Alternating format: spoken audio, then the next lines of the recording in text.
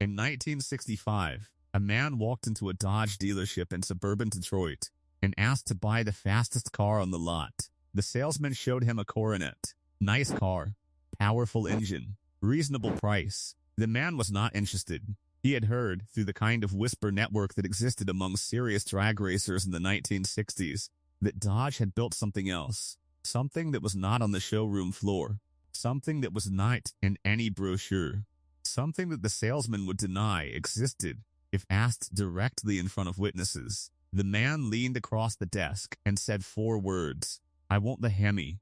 What followed was a transaction that Dodge officially never conducted, a car that Dodge officially never built, a vehicle so extreme, so completely beyond the boundaries of what any manufacturer had previously offered to the public, that Dodge's own legal department had argued, unsuccessfully, that it should never be sold to a civilian at all. The 1965 Dodge Coronet A990, a factory-built drag racing weapon, delivered to select buyers, stripped of everything unnecessary, built for one single purpose, to destroy everything it lined up against at the quarter mile. And then Dodge did something that nobody in the history of American motorsport had done before. They banned their own car. This is why. The setup. To understand what the A990 was, you have to understand what 1964 felt like inside Dodge's engineering department. The 426 HEMI engine had just made its racing debut at the 1964 Daytona 500. Richard Petty qualified on the front row. The HEMI-powered cars finished first, second, third, and fourth. NASCAR looked at what Dodge and Plymouth had brought to Daytona and immediately began writing new rules specifically designed to slow the HEMI down.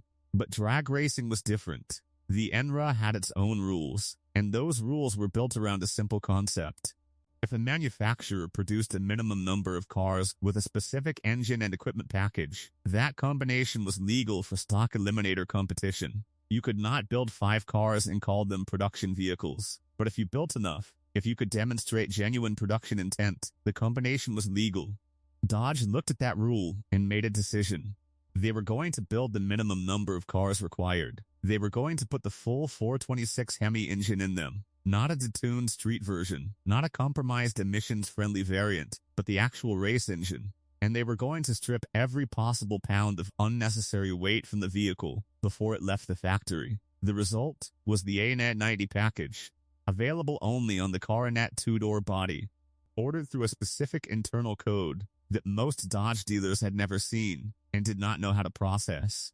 Dodge built 101 of them. Each one was a deliberate, calculated act of aggression directed at every competitor on every drag strip in America. The conflict. What Dodge removed from the A990 tells you everything about what they were trying to build. The hood was not steel. It was lightweight fiberglass, the same material being used in racing applications, not in production automobiles. The front fenders were fiberglass. The doors were lightweight acid-dipped steel, a process that removed metal from the inside of the door skin until it was dangerously thin by normal automotive standards, but significantly lighter than anything coming off a regular assembly line. The rear windows were not safety glass. They were lightweight plastic, thin enough that owners were warned not to roll them down more than halfway, because the mechanism could not reliably support them. The seats were lightweight bucket seats with minimal padding, not because Dodge was concerned about driver comfort, because padding has weight, and weight loses races. The radio delete was standard. The heater delete was standard. The sound deadening was completely absent. Every A990 that left the factory was acoustically brutal. A tin box surrounding an engine that sounded like the end of the world at full throttle. And then there was the engine itself. The 426 HEMI in A990 specification was not the street HEMI that Dodge would introduce in 1966. It was the race HEMI. Dual 4-barrel carburetors on a cross-ram intake manifold. Solid lifter camshaft with timing that made the engine nearly undrivable below 3,000 RPM. Compression ratio of 12.5 to 1, requiring high-octane racing fuel, not the premium pump gas that most performance cars of the era ran on. Official horsepower rating, 425. Actual output measured on independent dynos is consistently above 500 horsepower. Some fully prepared examples measured closer to 550. The car weighed 3,165 pounds. In a straight line, from a standing start, it was the fastest production vehicle in America. Nothing that any other manufacturer was selling, nothing that Ford, General Motors, or any independent builder had produced, could match it in the quarter mile. Don Garlitz, the most respected drag racer of his generation, tested an A990 in early 1965 and said publicly that it was the closest thing to a pure dragster that he had ever seen wearing license plates. And that was precisely the problem. The NHRA looked at what Dodge had built and began asking questions that Dodge could not comfortably answer. Were these genuine street cars? The plastic windows suggested otherwise. Was the engine available to any buyer who walked into a dealership? Technically, yes, but the ordering process was so obscure that virtually no civilian buyer had successfully navigated it without inside knowledge. Were the fiberglass body panels available as production parts? Dodge's parts department had no catalog listing for them. The NHRA launched a formal review of the A990's eligibility for stock eliminator competition. Dodge's legal and engineering teams prepared their arguments. The cars had been produced. The minimum production threshold had been met. Every component was theoretically available.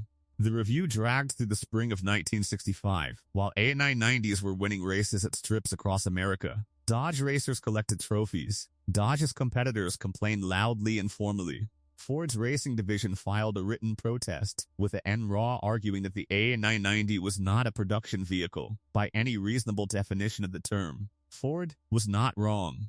The climax. In the summer of 1965, the NHRA reclassified the A990, removed from stock eliminator, and placed in modified classes it was never designed for, against competitors who had prepared openly and extensively. In practical terms, the ban was total. Dodge's response was immediate. If the rules wouldn't bend, they'd build something that made the rules irrelevant. Several A990s were stripped further, caged, and eventually turbocharged, running 8-second passes on cars originally built for stock competition. But inside Dodge's product planning department, a quieter lesson was being absorbed. The 1966 Street HEMI was everything the A990 wasn't. Steel panels, real glass, a heater, a radio. Strategically, deliberately normal, engineered to satisfy every requirement, while violating every spirit. It worked. The Street HEMI dominated stock eliminator for years. Dodge had learned that the way to beat the rules wasn't to ignore them. It was to understand them better than anyone else. The legacy. Of the 101 A990 Coronets built, fewer than 20 are believed to survive today. Race cars get destroyed. That was their purpose, and their owners obliged thinking about elapsed times and reaction times, never about what those cars might be worth 50 years later. The ones that survived, even heavily modified, even far from original, sell for extraordinary sums, because they don't just represent a car, they represent a moment when one American manufacturer decided the rules were a suggestion, and the quarter mile was the only court that mattered. Dodge built the A990 too fast for the street, too extreme for the rulebook, too real for the world it was born into. Some cars are built to last. The A990 was built to win.